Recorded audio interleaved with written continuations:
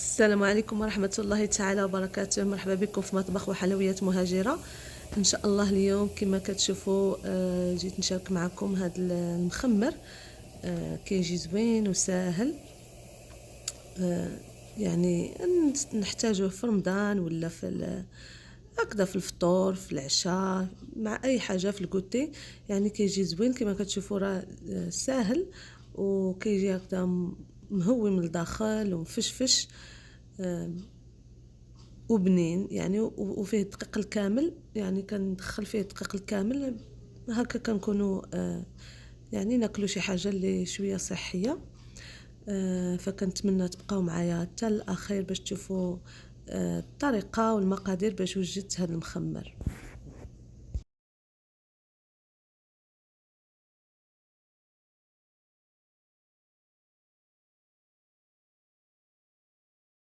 دابا هنا عندي بالنسبه للعجينه عندي 3 ديال الزلاف ديال الفورس، يعني غنحسبوا بنفس الزلافه، وجوج هنايا ديال الفينو، ووحده ديال الدقيق الكامل. عندي هنا واحد 3 المعالق كبار زيت الزيتون، وعندي هنا واحد 4 المعالق كبار ديال النشا، وغنحتاج واحد الخميره، وهنايا الملحه على حساب شحال الكميه عندكم، وعندي واحد المعلقه كبيره ديال الخميره معجونه، وواحد المعلقه كبيره ديال السنيده. دابا غادي ندوز باش نخلط هذا الشيء.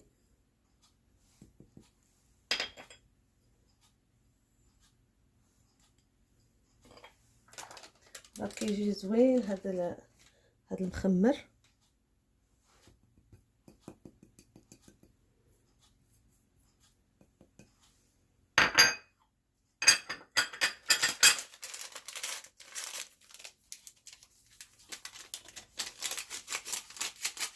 نخلطوا كلشي دقه واحده.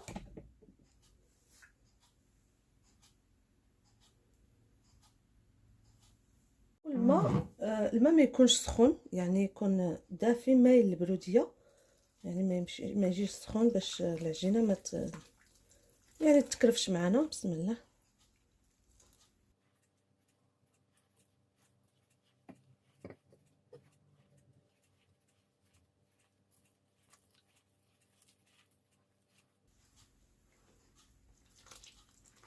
ونحاولوا العجينه نخفوها من الاول باش هكذا تساعدنا وتكون اصلا مرخوفه. يعني هذا المخمر كيجي بعجينه مرخوفه، كيجي زوين، كيجي مفشفش كما كتشوفوا. دابا درت له الماء اللي خصني. غادي نحاول نحيدو من هاد القصريه حتى ندلكو مزيان فوق البوطاجي. صافي دابا غنحاول ندلكو مزيان حتى يعني العجينه اي وحده دابا راه كتعرف تعجن. غنحاول ندلكو مزيان وعاد باش نخليه يرتاح. غير هو كما قلت لكم دائما ما تقصحوش العجينه في الاول باش ما تعذبكمش. في دابا هنايا راني كملت العجينه كما كتشوفوا، راه كتجي يعني هكذا رطبه وكتبغي تلصق لكم في اليدين. غادي ندهن شويه يدي بالزيت باش غير ندوزها هكا عليها باش نجمعها،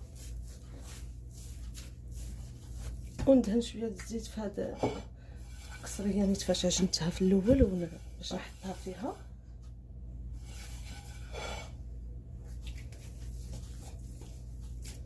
صافي وغادي نغطيها ونخليها يعني ترتاح واحد شويه بين ما جمعت البلاصه فين غادي نخدم ولا فين غادي نقرص بحال هكذا. نغطيوها بميكا وبواحد المنديل.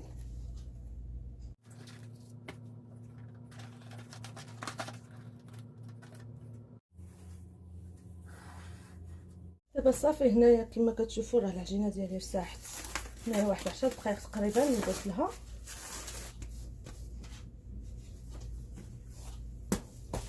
كما كتشوفوا راه العجينه كتجي رطبه هكذا، يعني مدلوكه مزيان وارتاحت مزيان. صافي غندوز نفرق العجينه. المهم انا غنديرهم هكذا غير صغيورين، يعني متوسطين ماشي صغيورين بزاف.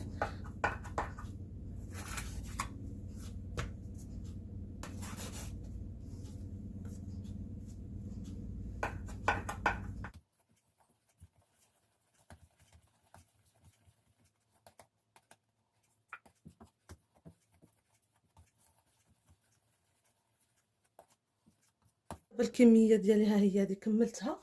غادي ندوز الاول وحده وغادي ناخذ هنايا الدقيق نعاون به وغادي نبقى نقرص. المهم ما نرققوهمش بزاف وما نغلظوهمش بزاف. فان شاء الله مره اخرى دابا نشارك معكم الطريقه ديال هذا المخمر معمر طايب، كيجي زوين.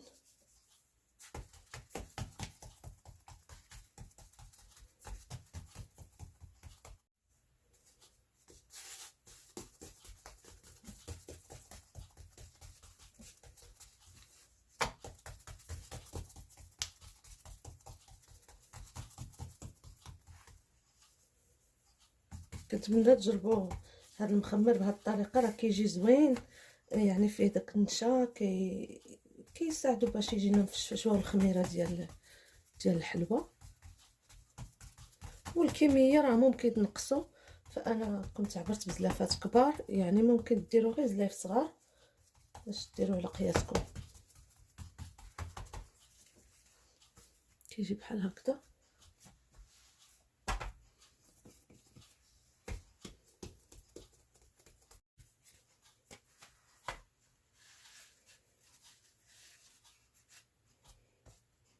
صافي هنا كندير يعني وحده فوق وحده، واحد جوج طبقات ولا ونعاود ندير لاطه اخرى كنغطيهم صافي. وغادي انا نكمل حتى نكمل التقراص ديال هاد الكميه كامله اللي عندي. وهنا من بعد ما كملتهم يعني كاملين درتهم هنا، راه درت هنا الطبقات باش هكذا يخمروا شويه، وعاد غادي نبدا باش نطيبهم. هنا كما كتشوفوا راه بدا يعني بدات تطلع فيه الخميره، ما نخليوش يخمر يعني 100%. وهنايا خديت المقلاة فاش غادي نطيب، خديت هذه وخديت هذه ديال وجده. المهم هي باش نسربي باش ما تطلعليش فيهم الخميره بزاف.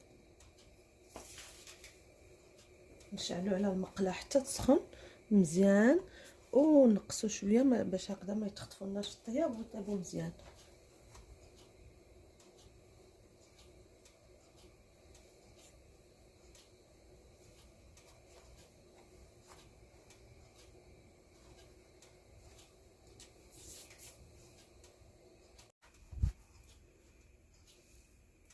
ونحركوهم هكذا باش الطياب يدور لهم كامل. غير يشدوا راسهم شويه وغادي نقلبهم. فهنا قبل ما نقلبهم عندي هنايا شويه الزيت وكنبقى ندهنهم هكا غير دهينه غير خفيفه باش فاش كنقلبهم كيبداو يتحمروا، كيعطينا واحد اللون زوين. ممكن تستغناو على هذا يعني هذه المرحله هذه، ولكن راه كيجيو زوين. يعني غير خفيفه هكذا، رشيشه خفيفه د الزيت، ما كندهنوش المقله، كندهنو غير هكذا من الفوق صافي. وغادي نبقى نقلب ما نخليهش يتنفخ كما قلت لكم.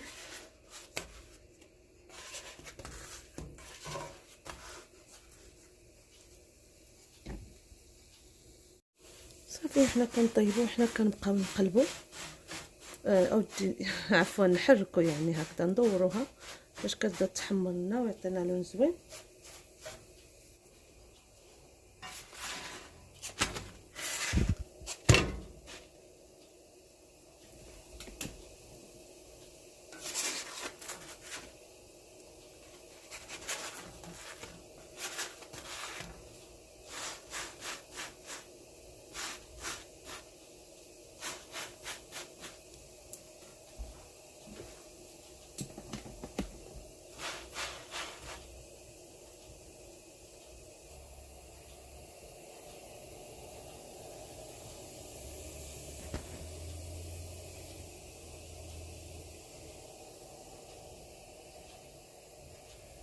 دابا كما كتشوفوا راه هادو طابو، غادي نحيدهم ونديرهم فوق شي فوطه ولا شي زيف هكذا.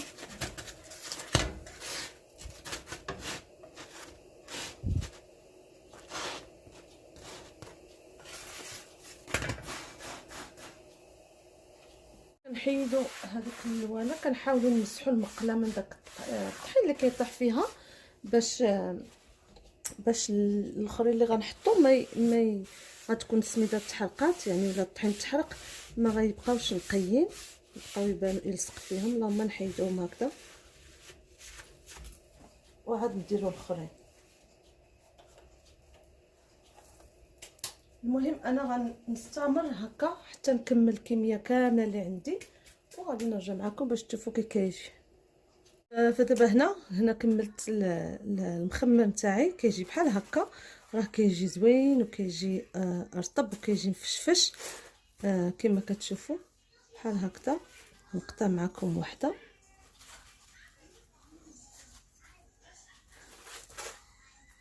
كما كتشوفوا راه كيجي هكذا مهون لداخل. نتمنى تجربوا هاد الطريقه.